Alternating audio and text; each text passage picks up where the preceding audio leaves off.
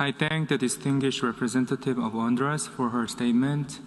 I now give the floor to the distinguished representative of Albania.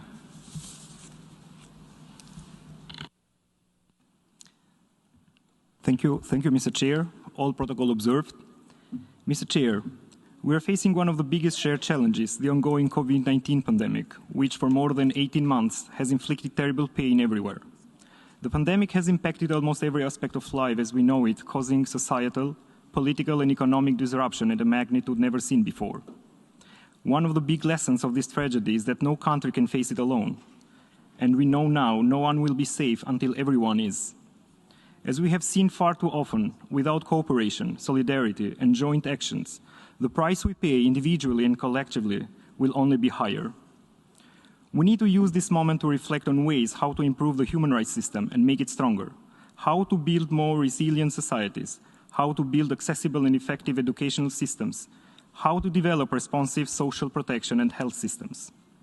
Mr. Chair, Albania's overarching goal is to work within the Third Committee framework and more broadly UN system to ensure universal respect for human rights and fundamental freedoms of all individuals, without distinctions, regardless of their ethnicity, nationality, gender, age, sexual orientation, or religion. As an incoming member of the Security Council for the period 2022-2023, Albania has clearly defined human rights as one of its priorities in the Council. The respect of fundamental rights and freedoms for all individuals and groups is a key precondition for long-lasting peace, security, and for sustainable development. We have witnessed the serious and widespread violation of human rights resulting from crisis. We have also seen that they are often the cause and the catalyst of violent conflicts.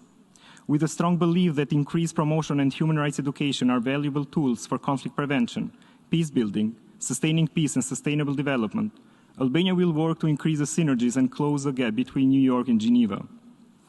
Albania will continue to strongly support the full implementation of the ASG's call to action for human rights by helping to move beyond words and generating concrete action to tackle the common challenges we face in advancing the human rights agenda. Mr. Chair, Albania will pay special attention to the women's rights and gender equality in line with the Beijing Declaration and Platform for Action and the Agenda 2030. Advocacy for human rights would be meaningless without the participation of women and girls.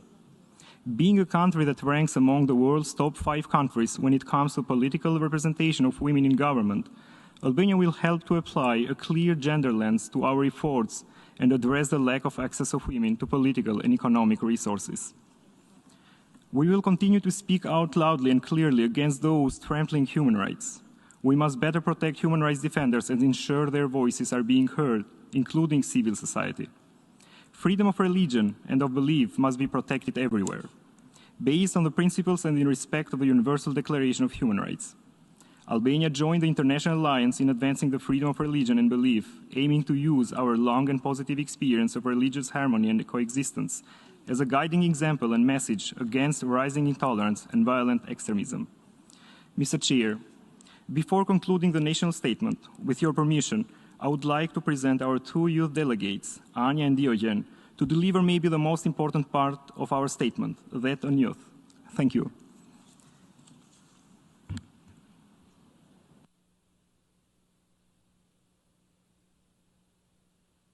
As a youth delegate of Albania, COVID-19 has placed the world in a pivotal moment to turn the greatest reversal in human development into a historical leap forward. Amidst recovery, it's important to acknowledge that as an underrepresented group, youth were disproportionately affected by the pandemic in health, education, and employment opportunities. Combating the crisis and returning to a new, better normal can only come through a collective effort. Therefore, we encourage all UN member states to include young people in constructive consultations regarding COVID-19 recovery policies, seeing them as equals and not just beneficiaries. We are proud of the historical opportunity that Albania's mandate in the United Nations Security Council as a non-permanent member for 2022-2023 will bring. We call on the members of Security Council and the UN as well to use this chance to bring new momentum to the youth, peace and security agenda and to intertwine youth perspective and participation in all its priorities. We are glad to be part of the Albania's official delegation in the UNGA 76 for 3 years in succession, to discuss about important global issues, as well as applauding the efforts undertaken in Albania by civil society organizations, academia and youth to create the national network of stakeholders on youth peace and security. And we call on the United Member States to follow up on their commitments in this agenda. Honorable Chair, with the high hopes that the pandemic situation would be elevated through multilateral cooperation, we as Albanian Youth Delegates are delighted that Tirana will serve as the European Youth Capital for 2022.